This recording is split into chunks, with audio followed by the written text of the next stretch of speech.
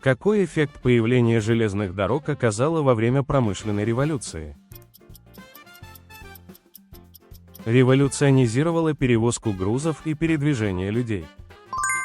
Какая цивилизация передала Риму строительные технологии в период царей?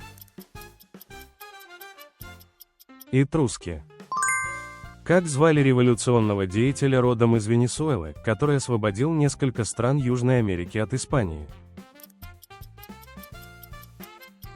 Симон Боливар.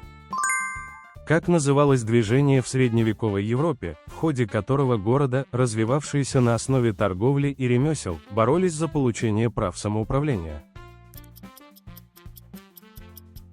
Коммунальное движение. Как называлось сражение 1757 года, после которого Великобритания закрепила свое господство в Индии? Битва при Плесси.